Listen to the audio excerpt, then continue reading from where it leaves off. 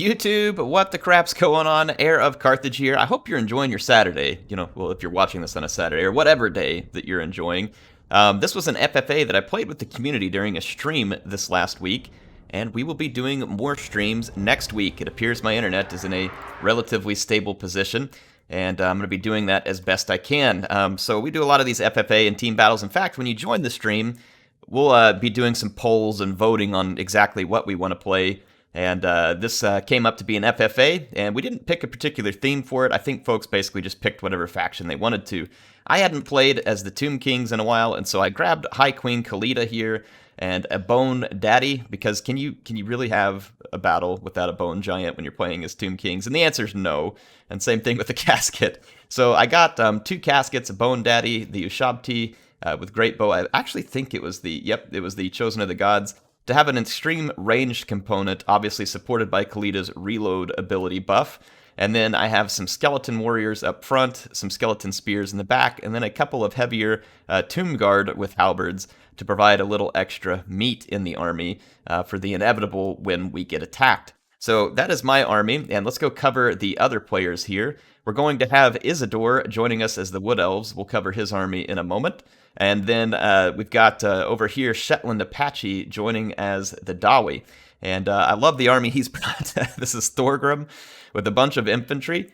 So we got Thorgrim, the Grumbling Guard, the Dragonback Slayers, and then he's got Hammerers. And of course, you got to have some Iron Drakes. You're not a real Dawi if you don't bring some Iron Drakes. He brought Felix for the healing and Gotrek for the feeling. What? Did I just... No, I'm just kidding. I don't think he actually has Gotrek in here. But he brought Felix to help heal up. Yeah, he does have Gotrek. Good, yeah. So it's Felix for the healing, Gotrek for the feelings. No, they're a cool combination with Thorgrim, because Thorgrim is got some really nice magic attack. He does good damage. It's just not armor piercing, but if you heal him, he's pretty tanky. And he buffs the units around him. I feel like Thorgrim needs some changes. He's not as good as he used to be. CA managed to somehow nerf a dwarf character like that was ever needed. But yeah, he's got some hammers here as well. We'll talk about Thorgrim another day. And then we've got some Pegasus Knights, or I should say Royal Pegasus Knights over here for Bretonnia. And Bretonnia is led by the Griffin, which is pretty appropriate. Well, never mind. It's a, what do you call it? It's not a Griffin. Oh, why do I get this wrong? A Hippogriff. Yeah, he's got his Hippogriff here. So close. The Griffin almost was on a Griffin. He's got Lewin on his Hippogriff Beaky here. And we've got, it looks like Sword of Coron and the Lion's Shield. Both good picks. And he's got some Royal Hippogriff Knights following him as well. There's two of those. So it is a seriously powerful flying component, but also seriously expensive. Down here on the ground, there's going to be a couple of spears, peasants with pox arrows, and a damsel of life. So a pretty small but elite army from the Bretonnia. Now, you may be thinking, Heir, I remember you being an absolute turd to the Skaven the last time you played an FFA. I hope you get yours. Well, we'll see, because Isidore is certainly attempting to get some payback on me. If y'all haven't seen that one, go watch what I did to the Skaven with Talakwa in a recent FFA. He's attempting to pay me back. He's got an all-Vanguard army here for the elves. Literally everything is deployed behind me.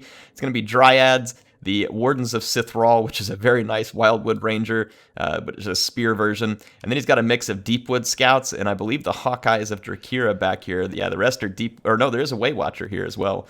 And then we've got Orion leading all that. So an all-Vanguard army, and let's get things started. Obviously, it's going to get started pretty quickly. I do not see these Wood Elves behind me, as they are all stock units, and they're going to start firing. And it's going to take me a second to realize that... holy crap, I'm being absolutely assaulted from behind, and so I have to turn my troops and get ready to take it on. But yeah, the amount of damage is going to be obscene, what the Wood Elves can put out. I think it's at this point that I noticed what they were doing, because I had seen some spells and stuff coming in on Khalida, and I have to figure out how to turn around my army and start fighting. You can see actually some of the units popping up here actually becoming visible now. My reaction was a little bit delayed because I was out scouting the rest of the battlefield, so I have to turn around and start fighting. But a very nice start here by Isidore, getting some big damage done. I have to move Khalida back and my caskets, and basically his archers get on me really quick. Now, fortunately for me, the Dryads won't do very well against these two Tomb Guards with halberds that I brought. This is very fortunate for me, because I definitely need something to help hold the line for a minute. I'm going to bring the rest of my skeletons in, and I'm going to turn and start firing everything I got at his archers. I have got to start killing archers. I don't have any fast units for chasing down his archers. So, and you can see that the Realm of Souls is triggering very quickly here because of the savage beating he put on me so quickly. You can see actually Orion here working on Khalida. I decided to take Khalida into combat for a minute because I figured I might need her help. But Orion is throwing his spears. I'm going to bring my Lich Priest, Lore of Light, has a net spell down here, and see if I can pressure these archers. I'm likely to get them killed, but I need those archers to quit firing at my infantry really badly. You can see, though, that fortunately for me, caskets are very good against archers, and my Chosen of the Gods is also doing very well, so I am quickly starting to bring the score back and mop up some of his archers. Now, let's pause it here and just go take a quick look over at the other side of the battlefield so that you all don't miss everything. You can see here that the dwarves are getting attacked by all of the flyers from Bretonnia. Let's just kind of play this for a minute so you can see what's going on. Lewin diving in here. Thorgrim is right there, though, and he's got the Peak Gate Guard. But his Hippogriff Knights and other units are putting in some heavy charges here against Shetland Apache, and Shetland is having a hard time stopping it, as any dwarf player does. Though I do believe he's got the Oath of Vengeance on there, which is definitely hurting their melee defense. Definitely a good idea there. So Bretonnia will eventually be forced to pull out of that, but they are having an early brawl. Let's head back over here and see whether or not I can get rid of the archers. I ended up pulling my Lich Priest back, but he's also still under heavy fire. But I needed, I saw that he noticed what I was doing, and my Lich Priest was just going to end up dying very quickly. Orion just won't lay off Khalida. He is giving her the business here, and it's not going well. Not going well for her. Anyway, the archers, though, like I said, mostly getting killed. I do have an Ushabti summon available to me now, and I've got some plans for it. See Orion bombarding me with his special abilities. But at this point, you can see the Deepwood Scouts going down. Way Watchers are very damaged over here. Deepwood Scouts damaged.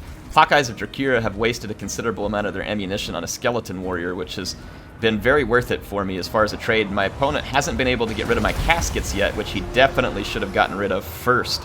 The Caskets should have been absolutely his first priority target, even before Khalida, in my opinion, because the Caskets are so devastatingly effective against infantry. You can see I'm using the Chosen of the Gods and my Bone Daddy to hit Orion. I actually kind of feel like that a regular Ushabti with Great Bow might be better against Orion. I'm able to use my net over here to pin down some of these Deepwood Scouts and try and fight them. This is a fairly okay situation for me because I'm also able to summon these Ushabti right into the middle of all this while they're pinned down, and I can continue the artillery fire.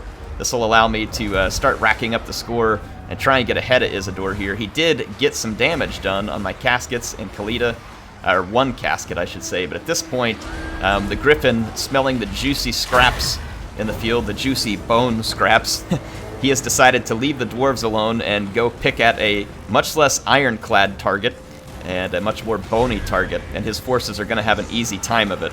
There's very little I can do to protect myself at this point since I've expended basically all of my resources trying to stop the Wood Elves. Now, fortunately for me, though, it does pay some dividends, and I'm able to get a fair chunk of points and not necessarily end up at the very bottom right to begin with. Isidore's ambush was well done. I think if he had killed my Caskets a little earlier, he probably would have just absolutely mopped the floor with me. And fortunately for me, though, he didn't, and I was able to get just a little more done. You can see Isidore, though, definitely not skimping on the points. He did very well. This Ushabti got a lot of work done back here from me. Fortunately, my Lich Priest managed to hold these guys for a while, but he's not long for this world, nor are any of my units. You can see that I just cannot hold out against this Bretonnian assault. There's no hope for me. Even earlier on in the battle, I probably wouldn't have been particularly well suited to stop this Bretonnian advance. My only advantage would have been having halberds all over the ground. For when they landed, they would have ended up landing in halberds, which would have been a very unpleasant experience for them. But Bretonnia's able to come get some points and mop me up. But at the moment, at least, I've managed to take first place, though that will not last because all of my forces at this point are essentially dead. I have a single Skeleton Warrior over here who is wasting ammo off the Hawkeyes. And I never did get a chance to kill Orion, unfortunately. I was very close to doing it when Bretonnia came in and interrupted me. The Dawi are, well, I mean, dwarves are natural sprinters. They're very fast over short distances. This is more of a long-distance run, so it's going to take them a while to get over here. But the dwarves are on their way, and they're going to still want a piece of this action. And you can see Bretonnia here looking to finish off the Wood Elves and get some points. So Griffin looking to position himself above me on the leaderboard, and he is in a good position to potentially win the game, all things said and done. But I would also say Shetland Apache has a decent chance of getting high up there just because he's got so many units surviving at this point. And we should see that Thorgrim, Gotrek, and Felix are all going to be in pretty healthy shape because of the healing. Yeah, this is going to be some easy points for Bretonnia here. There's not a lot of archers left to punish them, and so they can just kind of dive bomb these units one at a time and pick them apart, and that's exactly what they're going to do. Exactly what they're going to do. Did you all see the Dryads chasing them here? They're going to make sure all the archers are gone, and this is definitely a good practice. Lewin has gotten savaged. At some point during this battle, it was probably up against Gotrek and Felix. He actually does not have his healing ability, Lewin. That's interesting. There was the damsel, but I don't know if the damsel is still around. I'd have to look on the battlefield. So Bretonnia is the light blue... No, the green color. Yeah, I think his damsel may still be over here. No, I don't see her. I do not see the damsel, so she may have kicked the bucket earlier, which would be unfortunate for Bretonnia to not have that healing late in this game, but we'll see. Maybe she shows up. She might be hiding somewhere. See Bretonnia getting a little bit of rest in here, and the Dawi trying to make their way into a better position to fight. It's the unfortunate, like I said, side effect of being Dawi. Right now, as for now, I still hold first place. We're going to fast forward. I think the Bretonnians are trying to just rest a little. You can see over there in the woods, Orion chilling out, probably not wanting to be visible here. We're going to see the Hippogriff Knights, I think probably going in after the Deepwood Scouts, not wanting to charge headlong into the Wardens. Lewin is going to take that. But should be a very quick terror out here on pretty much everything present. Though the Wardens may resist terror routing, they do. Or is it the Dryads that do? Yeah, the Dryads resist terror routing. I couldn't quite get a beat on the Wardens. Yeah, the Wardens do as well. It's pretty impressive there, but it's not going to stop them from getting wrecked.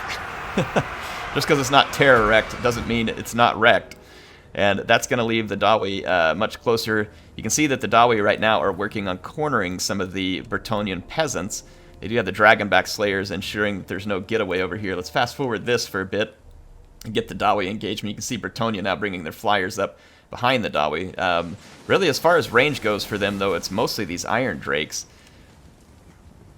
You can see the Flyers, though, are going to be anxious to come pick off anything they can pick off. We got some Warriors blocking the escape over here, and the Dragonback Slayers will be a really good unit for trying to catch these Archers. But any unit that gets singled out is going to get absolutely destroyed by these Flyers, and I mean destroyed. It is going to be a major wrecking. And this Iron Drake right now is left out, and so Shetland is going to have to try and get it away, but not going to be much he can do. He can try and rush the Dragonback Slayers into that. The Pox Arrows, though, will be able to slow down whatever units they do decide to fire at. Right now, that's the Iron Drakes, but the Peasant Bows won't do a ton of damage to the Dwarf Infantry, I don't think. Maybe the Slayers, because they don't have any armor. But all the other Dwarf units with their armor will probably be fairly resistant to what's going on there. You can see, again, the life of a Dawi is a frustrating one indeed. Just a moment too late to really get in here and slow down any of the Flyers from getting back in the air. But they do have a lot of these Bretonnian forces finally singled out. You can see the Bretonnian just ignore the Slayers, and they just continue to pounce on units that have no chance of withstanding their assault, like this Dwarf Warrior. And so the Griffin quickly rockets into first place. Isidore and me, it's very close. If he gets a few more points, he may be able to surpass me. And we'll see how that turns up, because he and I traded very viciously, very early. It was a fun fight. Had a good time with it, and is definitely comeuppance for what I had done in my last FFA. So, Fidelis Wolf, you can feel like Isidore got some revenge for what I did to your Skaven. I deserved it. I deserved it. In any case here, we've got the Slayers helping to get rid of the Bowmen. Again, I mentioned that they would be very good at this, but then the Bretonnians just running roughshod all over the Dawi, because the Dawi just don't have a way to slow them down. They can do whatever they want. And again, this is one of the frustrating pieces of gameplay for the Dawi. They do have a few tools. Typically, they've got like a Rune of Wrath and Ruin. You can get some Troll Hammer torpedoes or something like that. But the Dawi still struggle immensely in some cases against these high-mass, fast-moving units. They just can't stop them or keep up with them. Sometimes I find gyrocopters to be helpful, especially if you support the gyrocopters with some Thunderers or something like that. That way the gyrocopters can pick at enemy units, and they're relatively quick. They can fly back to the cover of the Thunderers, and that gives you some means to sometimes shut this stuff down, but it's not perfect. It's not perfect at all. I love hearing the Dawi swearing at the Bretonnians. This was his own oath of vengeance, yeah. But the Bretonnians have no interest in staying in this fight. Way over here, the king of the woodland realm is hiding in the woods and awaiting his opportunity to potentially be the last player alive, I think, is probably what he hopes for. And the Dawi and other fights here. Look at this charge into the Dragonback Slayers. They were one of the biggest threats to the Bretonnians, but a quick aerial charge demonstrates one of the big weaknesses of Slayers, which is being charged. Slayers do not like being charged. You have to do your best to charge block them, and there's just not much to stop a flying unit from getting a full charge bonus right into them. And you can see, again, the Bretonnians just having their way with the Dawi here. They are scoring a lot of points. The Iron Drakes are going to get caught out alone now, and you can see that the Pegasus Knights are going to go from them, and the Griffin continues to rack up points here, while the Dawi do everything they can to stop it. This Grumbling Guard will be a tough unit to kill. There are still a few hammers. Gotrek is going to be a tough unit to kill, and so will Felix and Thorgrim. And so it's not all smooth sailing for the Griffin, though, and should Shetland Apache get a chance to start landing some hits on these units, he'll probably build up some points and get a decent score here. So you can see here, when a unit does get trapped, like this Royal Pegasus Knight, he is able to get in and KO it pretty quickly. There are a few remnants of Dragonback Slayers in there I can see rolling around, which will help administer some poison attack. But again, the Bretonnians are going to mostly be getting away with whatever they need to here. You can see Shetland Apache getting a few points there, trying to pull his way back into this one. He is in a very good position to potentially get the last man standing. I said potentially, we don't know for sure, but I would say that he's in a pretty good position to do so. With Felix and Gotrek here helping with Thorgrim. Thorgrim, I think if Felix gets into combat, it should cause healing, though maybe Thorgrim isn't close enough for it. Gotrek is definitely healing. Kind of surprised to see Thorgrim not healing, but you can see there that the Bretonnians got ahead of themselves, and they have taken a route very close to the white line, which is very dangerous for them. Oh, just in time, the Hippogriff Knights came back, so Bretonnia catches a big break right there and gets their Hippogriff Knights back. That was extremely lucky for the Griffin.